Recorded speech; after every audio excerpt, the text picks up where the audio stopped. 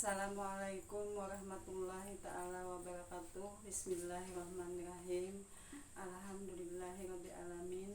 Assalatu wassalamu ala asrafil anbiya'i wa mursalin Sayyidina Muhammadin wa ala alihi wa sahbihi ajma'in. Amma ba'd. Astaghfirullahaladzim allazi wal hayyul qayyum atubu ilaih.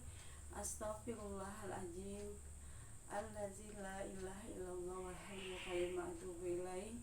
Astaghfirullahaladzim allazi la ilaha illallah wal hayyul qayyum atubu ilaih.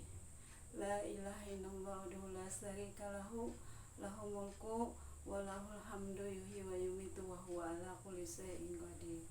Subhanallah walhamdulillah wa la ilaha illallah wallahu akbar wa la haula wa la quwwata illa billahi aliyil azim. Subhanallah walhamdulillah wa la ilaha illallah wallahu akbar wa la haula wa la quwwata illa billahi aliyil azim. Pertama-tama dan utama, marilah kita sama-sama memanjatkan puji syukur kehadirat Allah Subhanahu wa ta'ala, di mana berkat rahmat, taufik, hidayahnya serta karunia-Nya jualah sehingga pada hari ini kita berkumpul kembali dalam mendengarkan tausiah dakwah yang bertemakan surah Waqiah. Wahai masyarakat Indonesia di seluruh permukaan bumi, selawat dan salam mari kita haturkan kepada Nabi besar junjungan kita Muhammad sallallahu alaihi wasallam beserta para sahabat kerabat beliau hingga yaumil kiamah nantinya. Allahumma shalli ala sayyidina Muhammad wa ala alihi wa sahbihi ajma'in, amma ba'd. Pada hari ini saya akan mengupas sekilas tentang isi surah Waqiah. Jadi terjemahan isi surah Waqiah ini isinya cukup mengagumkan dan cukup dahsyat manfaatnya bagi kita sebagai umat Islam, muslimin maupun muslimat, karena dengan mengetahui isi surah Waqiah ini maka kita akan mengetahui pengetahuan tentang alam gaib. Jadi salah satu alam gaib yang diciptakan oleh Allah Subhanahu wa ta'ala.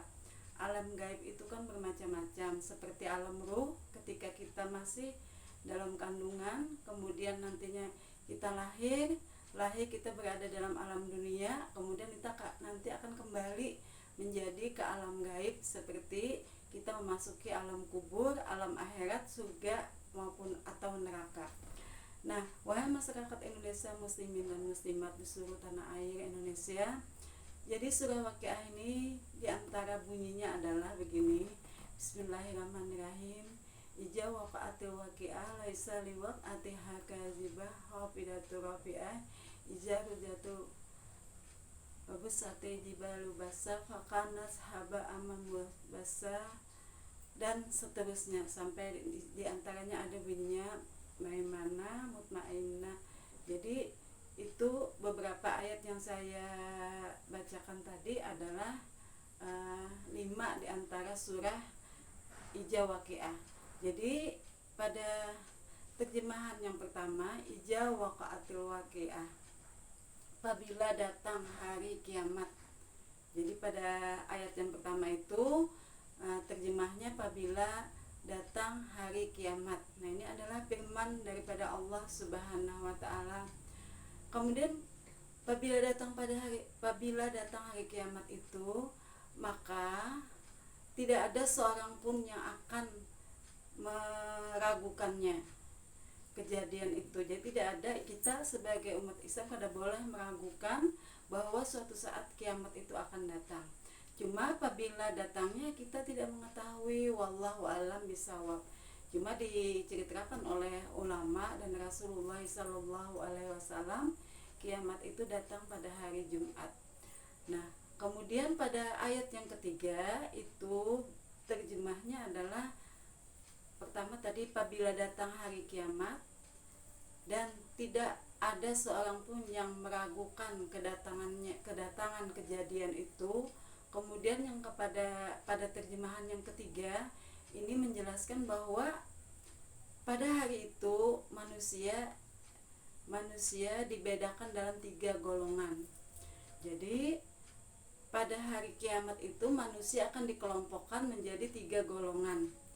Pada saat itu bumi itu akan dihancurkan oleh Allah Subhanahu wa taala itu dengan sedasat-dasatnya. Jadi bumi hancur lebur dengan sedasat-dasatnya. Tidak dapat dibayangkan betapa pada hari itu kita akan dikejutkan. Kemudian gunung pun akan diletuskan oleh Allah Subhanahu wa taala dengan sehancur-hancurnya. Jadi gunung akan dihancurkan oleh Allah Subhanahu wa taala dengan sehancur-hancurnya. Kemudian pada saat itu manusia akan seperti beterbangan. Jadi manusia itu seperti beterbangan laksana debu.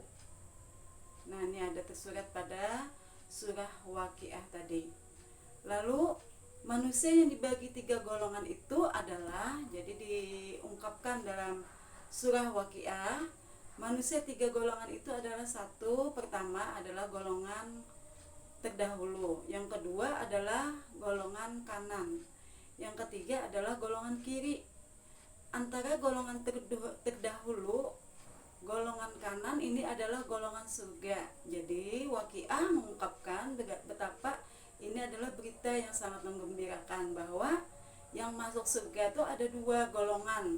Jadi golongan pertama adalah golongan yang terdahulu, golongan yang kedua adalah golongan kanan.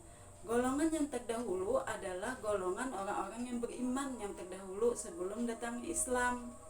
Jadi mereka percaya kepada nabi mereka dengan keimanan yang sangat kuat bahwa Allah itu ada. Nah, jadi zaman sebelum Rasulullah. Jadi orang yang terdahulu itu zaman sebelum Rasulullah. Kemudian nanti ada pada golongan orang yang terdahulu itu terbagi 2 lagi. Jadi golongan yang terdahulu itu ternyata dibagi 2 lagi. Ada golongan besar dan ada golongan yang kecil. Golongan yang terdahulu itu adalah sebahagian besar. Kemudian golongan yang kemudian tapi beriman ini adalah sebahagian kecil. Jadi golongan yang terbesar ada sebelum Nabi, kemudian nanti menyusul golongan orang beriman yang kekuatannya hanya iman di dada. Jadi hanya iman bahwa Allah itu ada, bahwa Allah itu dengan yang tersurat dalam rukun iman dan maupun dalam ilmu agama tauhid. Jadi mereka kemudian, jadi golongan sebagian kecil yang kemudian. Nah, ini adalah golongan orang yang terdahulu yang akan memasuki surga setelah kiamat. Kemudian golongan yang paling dimuliakan oleh Allah Subhanahu wa taala adalah golongan kanan. Golongan kanan ini terbagi 2 juga. Wahai masyarakat Indonesia, mudah-mudahan kita tergolong orang golongan kanan. Jadi golongan kanan ternyata dibagi 2 juga oleh Allah Subhanahu wa taala, yaitu golongan yang terdahulu yang besar kelompoknya. Kemudian golongan yang menyusul. Jadi golongan kemudian yang juga besar kelompoknya. Jadi kalau ada orang lain yang mengatakan bahwa yang masuk surga itu kami berkeyakinan sedikit sekali, ternyata tidak benar. Ini terjawab di surah Waqiah. Jadi justru yang masuk surga itu adalah sangat besar. Jadi cocok saja apabila kita hubungkan dengan cerita Rasulullah dalam dia mengalami suatu kejadian Isra Mi'raj pada tanggal 27 Rajab. Beliau kan disuruh oleh Allah minum air madu, air susu, air arak juga. Nah, ternyata yang beliau pilih adalah air susu. Beliau minum, kemudian beliau sisai sedikit. Ya, berarti ini membuktikan ujar Allah Subhanahu wa taala pada kejadian bulan Rajab itu, wahai Rasulullah, ternyata kamu seandainya air susu itu kamu habiskan 1 gelas penuh, maka aku akan menjamin bahwa umatmu itu adalah masuk surga semuanya. Tapi Rasulullah meminum tertinggal sedikit. Nah, golongan yang sedikit itulah umat kamu yang masuk neraka. Nah, di situ Rasulullah terdiam. Kadang mengetahui bahwa ada hubungannya dengan dia minum dengan takdir yang diberikan oleh Allah kepada umatnya Rasulullah. Jadi cocok saja dihubungkan dengan surah Waqiah ini, bahwa tadi ada golongan kiri. Nah, ternyata golongan kiri ini setelah hari kiamat adalah golongan yang full masuk neraka. Jadi golongan kiri masuk neraka penuh. Golongan kanan ini adalah golongan yang terbaik.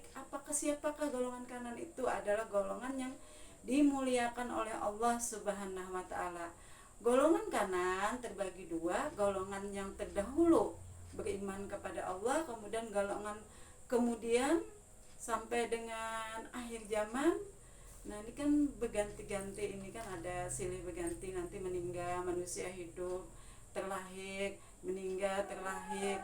Nah, jadi ternyata golongan yang sangat dimuliakan oleh Allah Subhanahu wa taala tadi golongan orang terdahulu yang masuk surga, dan golongan kanan. Jadi golongan kanan adalah golongan yang sangat dimuliakan oleh Allah Subhanahu wa taala.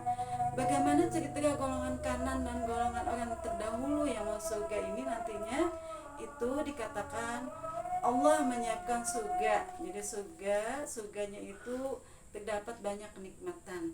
Kemudian nanti yang masuk surga ini adalah akan ditemani oleh bidadari yang jumlahnya 70-an. Jadi satu orang muslimah atau muslim masuk surga, maka 70 bidadari yang dia diberikan oleh Allah Subhanahu wa taala dengan sebuah rumah laksana istana. Jadi surga digambarkan dalam surah Waqiah itu adalah seluas langit dan bumi. Tapi surga juga mempunyai tingkatan, wahai muslimin dan muslimat, yang pernah saya katakan pada dakwah yang terdahulu. Tingkatan 1, 2, 3, 4, 5, 6 sampai 7. Surga yang ketujuh adalah surga Firdaus. Jadi surga Firdaus ini digambarkan permadaninya itu berwarna merah. Surga-surga yang lain hanya berwarna hijau tua, seperti semacam ambal yang sangat tebal. Itu alasnya, kemudian juga sangat lembut, terbuat dari bahan sutra, beledur sutra. Kemudian nanti dalam surga itu hanya ada 2 pohon. Dan makanan surga berbeda dengan makanan dunia. Jadi makanan surga itu adalah buah-buahan. Kemudian juga kalau jenis makanan ikan itu hanya daging burung, kecuali si hamba itu nantinya meminta. Nah, hanya dipenuhi oleh Allah Subhanahu wa taala. Jadi di surga kita tidak akan lagi melakukan ibadah kepada Allah, karena Allah melarang sholat di dalam surga. Di surga adalah balasan kenikmatan berapa lipat kali dunia.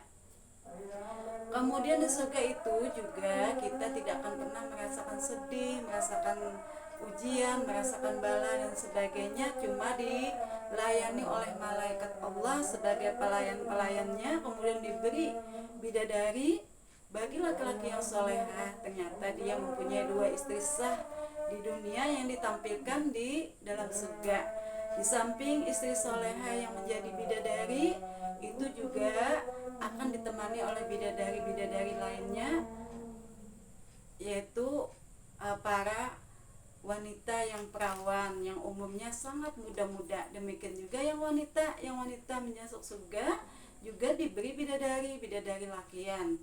Nah, ini adalah keberuntungan orang yang tadi masuk surga dalam surah Waqiah. Innallazina amanu wa amilus solihati kana lahum jannatul firdausi nuzula. Innallazina amanu wa amilus solihati kana lahum jannatul firdausi nuzula. Mudah-mudahan kita semua berkumpul dalam surga Firdausnya Allah Subhanahu wa taala. Surga yang tingkatannya paling tinggi, sedangkan kedudukan Allah diungkapkan dalam melebihi daripada surga Firdaus tadi.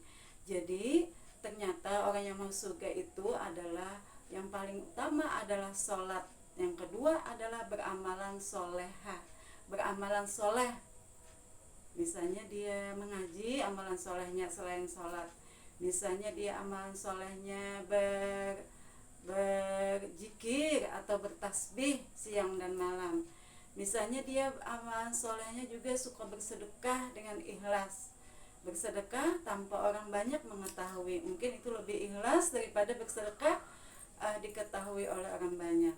Jadi surah Waqiah memberikan pelajaran kepada kita tentang bahwa berakhir hari kiamat, hari yang akan kita temui itu ternyata akan menceritakan pembalasan Allah kepada orang yang takwa, soleh dan solehah dan juga beriman. Nah ini dengan surganya Allah. Kemudian bagi golongan kiri, ini golongan yang penghuni neraka tadi. Penghuni surga akan melihat bagaimana neraka itu seperti tabir yang sangat transparan. Sedangkan penghuni neraka tidak mengetahui bagaimana bentuk surga itu. Nah, ini hebatnya tadi penghuni surga. Surga tingkatan paling rendah adalah 10 kali kenikmatan daripada dunia. Jadi 10 kalinya keindahan dunia itu adalah surga yang paling rendah. Jadi kesekian kalinya kalau surga yang di atasnya. Nah, muslimin dan muslimat, demikianlah apa yang saya sampaikan. Mudah-mudahan ini memberikan manfaat yang sebesar-besarnya bagi kita semua dan menyadarkan kepada kita agar kita selalu bertakwa kepada Allah Subhanahu wa taala, kemudian beramalan solehah. Salah hilaf saya mohon maaf. Wabillahi taufik wal hidayah.